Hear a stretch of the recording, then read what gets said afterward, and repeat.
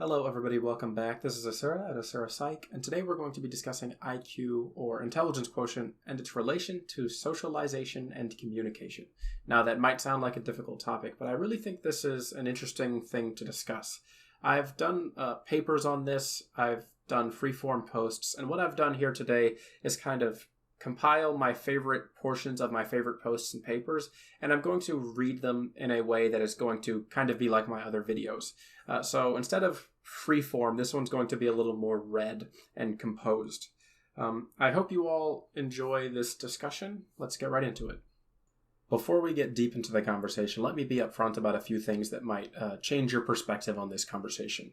First of all, a lot of what we're going to be talking about is based upon the work and publications of a man by the name of Grady Towers. Now, Grady Towers was a member of the Prometheus Society, and the Prometheus Society is one of the most exclusive high IQ societies in the world, with an entry barrier of 160, which is 4 standard deviations up on the IQ standard distribution.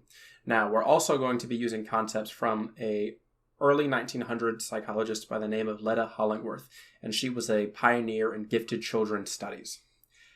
To preface, I am a member of Mensa myself. I fall above the 98th percentile in IQ, so if you want to view this as slightly biased, you can, but I'm going to do my absolute best to present this topic from the point of view of someone who is in school to be a social scientist. I am heavily interested in studying IQ and intelligence, and I want to bring my knowledge to the topic in a non-biased way. The first thing we need to discuss when talking about IQ is the standard distribution bell curve of IQ scores. Now, IQ has an average score of 100 with a standard deviation of 15. This means that an average score falls between 85 and 115 on the IQ standard distribution bell curve. Anything beyond that range would be considered either above or below average. Now, at 2 standard deviations upwards, you hit the point of what is considered gifted, or an IQ of 130. This is the cutoff point that Mensa uses, Mensa being the oldest international high IQ society in the world. This puts you at the top 2% in IQ, whereas an IQ score of 70 would put you at the bottom 2%. Now, we're going to be talking about some people who can get into even crazier IQ score ranges. For example, earlier I discussed Grady Towers. Grady Towers' IQ was at least 160, which is 4 standard deviations up. That's more than twice the range away than Mensa, which is top 2%. The statistical probability of someone being in that range of IQ scores is very, very low. Now, according to Letta Hollingworth, there seems to be what she proposed, a communication barrier in IQ. She proposed in the early 1900s that this communication barrier was about 30 points. So if you attempted to hold a conversation with someone who was outside of 30 points of IQ between you and them, or 2 standard deviations of IQ, then you would struggle to naturally communicate. There are some implications about this, though. For example, in the early 1900s, Letta Hollingworth thought that IQ scores and their standard distribution bell curve were going to be higher than what they are now. When she wrote a book on gifted children, she expected most of them to be in the range of 180. This was not true. My takeaway from this fact is that the communication barrier that she proposed is most likely closer to 20 or 25 IQ points. Now, it's absolutely important to note that the hypothetical communication barrier does not propose that it is impossible for someone to have natural flowing communication with someone outside of their IQ communication range. It's just going to be much more difficult. Let's look at a very simple explanation or example of this. Take Albert Einstein. If you took Albert Einstein, who had an estimated IQ of 160, and put him in a room with someone who had average intelligence, an IQ of 100, the odds that their conversation and communication would be flowing and natural is very low. And the reason is because they perceive the world in 2 very different ways. On a hypothetical level, I suspect that the intellectual ability differences between individuals leads to a difference in their cognitive perceptions. That is to say that it is not only a difference in raw intelligence that creates the 2 standard deviation barrier for communication, but instead how one is able to perceive their world due to their innate cognitive ability. Different levels of ability to understand the differences or similarities between two objects, or in this case, ideas or events, can lead to dramatically different subjective interpretations of those said ideas or events. Gifted individuals are able to notice overarching themes and abstract relations that those in the standard range of IQ scores would be less likely to notice. Emphasis on less likely, it would not be impossible. What this does is create a repeating difference in how one perceives events through their microsystem, or events that are involving friends and family, all the way up to and including their chronosystem, or lifelong and historical events. Given one or two scenarios of different interpretations, this would most likely not be an issue. Even close friends are likely to have disagreements based on perceptive differences every so often. The issue is when the individual is so cognitively disassociated with the majority of their immediate environment that they are unable to share nearly any natural perceptions socially. The lack of meaningful communication leads to a social withdrawal, which then typically leads to a lack of socialization.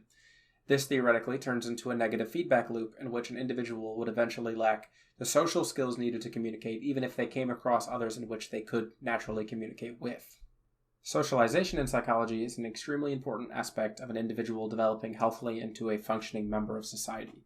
Now, something that can be inferred from the aforementioned statement is that individuals who are outside of the 2 standard deviation mean of their given social population are likely to miss out on various aspects of socialization growing up because of their either lack of desire or ability to effectively and meaningfully communicate with peers. Now, let's look at the statistics of that. This becomes particularly noticeable when one looks at the bell curve and standard distribution of IQ. Roughly 68% of the population falls between 1 standard deviation up or down of the mean, between 85 and 115. As the distribution approaches 2 standard deviations away, though, 70 and 130 respectively, the percentages quickly change to only 2% of the population lying outside of those boundaries. So roughly 4 to 5% of the population is beyond 70 to 130, up or down. This becomes a problem exponentially for individuals of exceptional IQ as they surpass the 2 standard deviation mark. As one reaches 3 standard deviations up, they are beyond the 99.9th percentile. The issue arises because at this point, effective and meaningful communication is theoretically only possible with people of an IQ of 115 or above, which is already 1 standard deviation up of the mean. This becomes much more of a problem as someone approaches an IQ of 160. As one reaches 160, they, again theoretically, can only have meaningful communication with individuals who are at an IQ of 130 plus, which is already the top 2% of the population. Between 130 and 160 is 2.27% of the population, given normal standard distribution statistics. This is to say that at the most, individuals of exceptionally high IQ are only able to meaningfully communicate with roughly 2.3% of the population. The amount of people at or above 160 is only 0.003%. The lack of socialization tends to lead to long-lasting psychological or psychiatric issues if the given individual is unable to develop lasting or meaningful relationships. Towers notes in his paper, various papers, many people at the very limits of intellectual ability have personality disorders of one kind or another, though few, if any, are psychotic. Another quote, "It's a big problem. The sane ones aren't bright enough to want to be with, and the bright ones aren't sane enough to be around either." Another quote, "I believe that super high IQ societies attract aberrant personalities. Does any member of the mega society ever smile?" Mega society being the most exclusive high IQ society for those with IQs of above 180, which is higher than Einstein's estimated 160.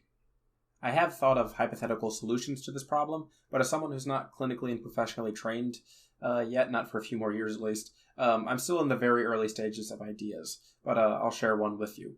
My main solution to this problem would be that communication barriers can become overcome by shared interests that don't require exceptional intellectual ability, such as sports, video games, or various other hobbies. This is because studies on cognition tell us that having high intelligence in a scenario that does not require high intelligence does not lead to nearly any gain in performance. For example, a person of 100 IQ could be just as good at running as someone with an IQ of 160. Two people of vastly different IQs who both run for hobby could likely communicate meaningfully within that given topic. As kind of a closing note, I would like to ask you all what you think of the communication barrier. What are your opinions on it? Do you believe that it actually exists? Do you think that it's 30 points? Do you think it's higher? Do you think it's lower? In my mind, if no differences existed beyond some point or barrier, even if not the 2 standard deviation point, then there would not be differences in how individuals perceived and interacted with each other socially due to cognitive differences, which does appear to be the case. The creation of high IQ societies in and of themselves could be seen as an example. Why would people of high IQ wish to create contained social environments for themselves if there is no significant difference? Is that difference intellectual, cognitive, knowledge-based, or perceptual? Perhaps something different. Either way, the literature on the topic is few and far between, and there's a lot of room for future research on the topic. Please let me know below what you think. Alright, that's all I have to say on the topic right now. I have a lot more information regarding this topic as someone who's interested in the study of intelligence, but I didn't want to make too long of a video at first if this isn't something people were going to be interested in watching. If this is something you like, please let me know in the comments below. Hit the like button. Just do anything that lets me know that you liked this topic. I would be happy to make another video regarding this. That's all I have for now. This is Asura at Asura Psych. Have a good one.